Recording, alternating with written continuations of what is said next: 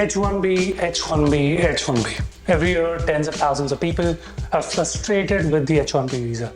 The same visa which is considered specialty when it comes to working in the US. The specialty work visa was introduced in 1990 and has been used by many internationals every year to be able to work in the United States. But in 2021, USCIS rolled out electronic registration for the visa.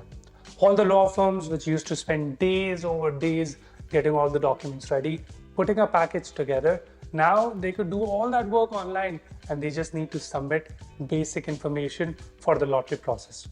Once they provide that basic information, your name is already in the lottery, ready to go. If they get picked up in the lottery, lawyers can ask for additional information and fill out long applications with all the documents. Honestly, I've seen applications with over 100 pages when it's all combined. So trust me, it's not easy as it sounds. Before we go further in the video, please make sure you subscribe to the channel.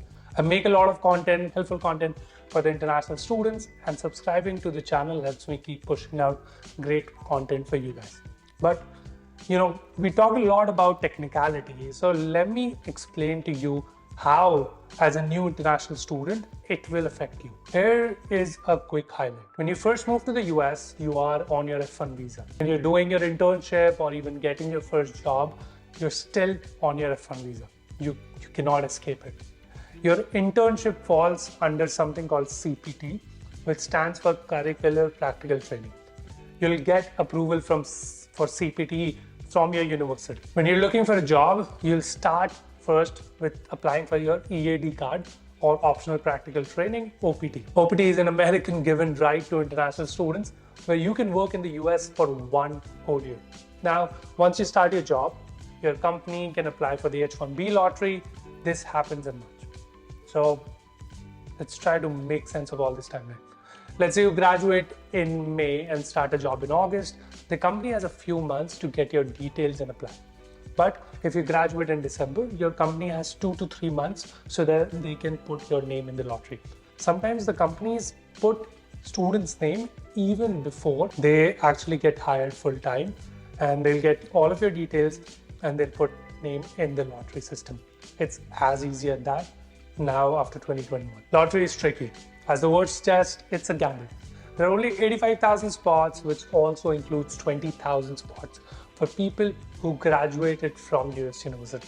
So if you're one of those people, like I am, who graduated from US University, you will have 16% higher chances to be picked up. Now, can you modify this number and increase your H1B chances?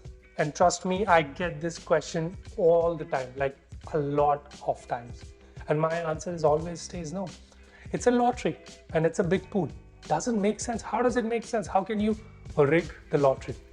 All right, back to some facts. I picked up some of these facts about H1B visa from imi-usa.com. You can check it out. I'm going to leave that link in the description. USCIS received a total of 780,884 H1B registrations last year. From that number, only 758,994 were considered eligible.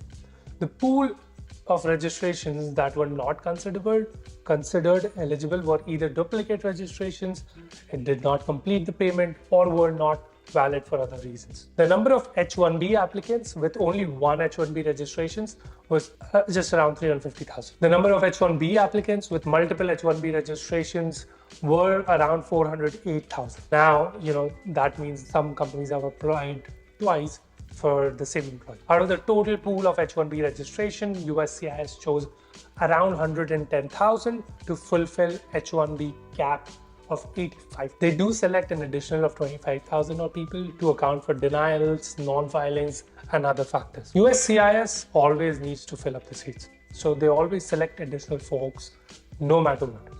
They select additional folks to fill up their quota of H1B. When COVID hit, USCIS conducted 3 lotteries in 2021. They conducted 3 lotteries because there weren't enough people remaining after layoffs. And they did it again in 2023 when there were layoffs and there was turmoil in the industry. Now, what does this mean to you? This means that as there are more international students coming into the US, there will be less chances for you to get H1b visa. And more international students coming to America, more students coming in means more H1b applications for limited seats, which means less chances of you to get visa.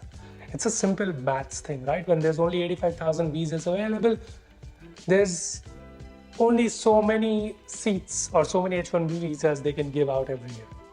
Now, here's what you can do in that case. First of all, STEM graduates, STEM stands for science, technology, engineering, math. You have 3 years of work visa.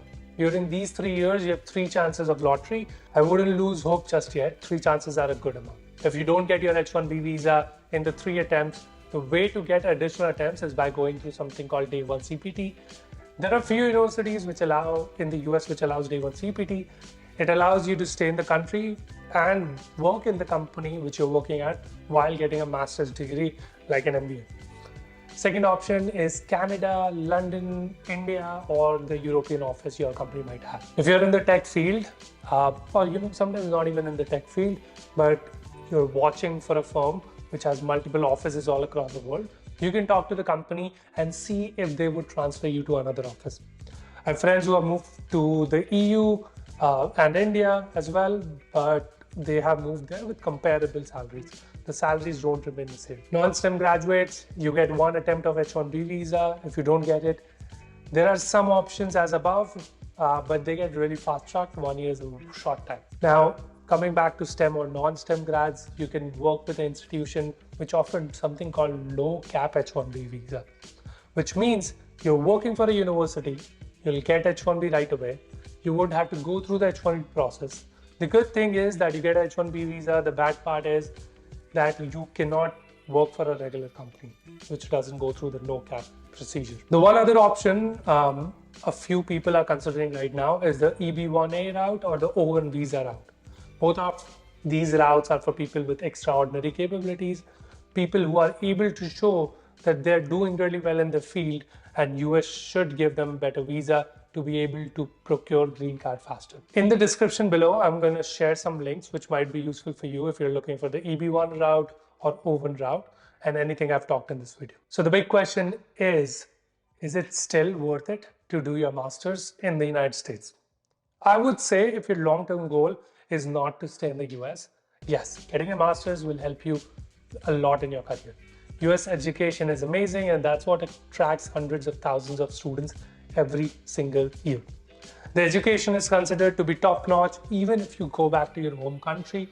But if your long-term goal is to migrate to another country, maybe considering countries like Canada, Germany, or Australia might be a worthwhile option to pick. Even consider some countries in Europe which gives out PR pretty easily, like Germany, I would assume Netherlands, Sweden, some of the Scandinavian countries. But that was it. Thank you so much guys for watching this video. If you like this one, please make sure you subscribe to the channel. I post a lot more content like this, and hopefully I was able to help you understand the H1b visa a little bit more in depth.